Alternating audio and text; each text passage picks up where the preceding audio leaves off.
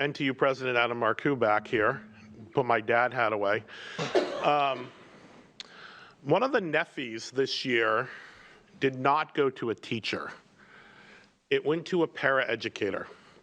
And I want to separate that out because often our paraeducators don't get the recognition that they deserve. So Jean Marie Eckstein from Charlotte Ave, and biased Charlotte Ave teacher here, is one of the premier paras that I have ever had the privilege to work for.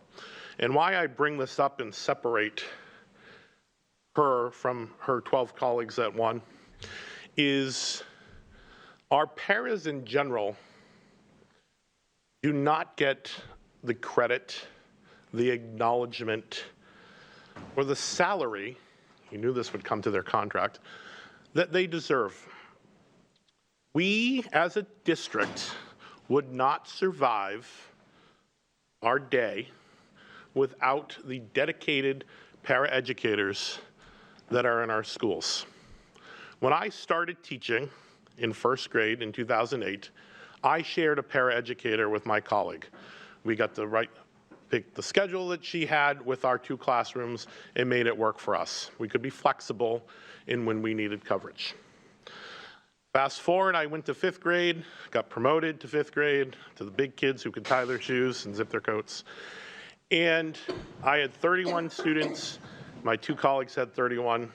And that year, each of us had a paraeducator dedicated to our classroom from the day the second school started till it ended, including our teacher prep time.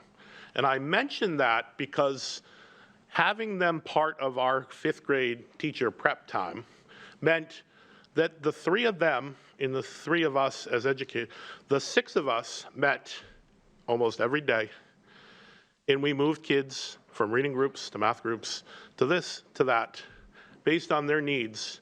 So sometimes I had kids from my colleagues, and the para that worked with me had kids from the other classroom, and vice versa, and all around. Today, we all know, we don't have enough paras or teachers or anything, right? Instead of having that type of model, they are in 3 or 4 and sometimes 5 classrooms a day, pulled from here and there and everywhere, subbing for teachers, being lunch monitors, a myriad of other things. Now, in some of those cases, they are compensated additionally for their time. But they don't have the time with their classroom colleagues anymore to do that. And so as we move towards finally, hopefully, going to mediation and settling this contract, I will be here chronicling the efforts that the paraeducators do for our students in our classrooms every day. And I know I am not the only teacher that would say would not have survived certain classes without the support and dedication from the para that worked next to me. So as we move towards that mediation, I'm hoping that we can find some funding to adequately compensate them for the services that they provide to our classrooms every day.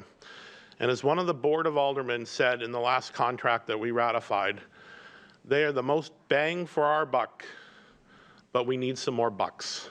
Thank you.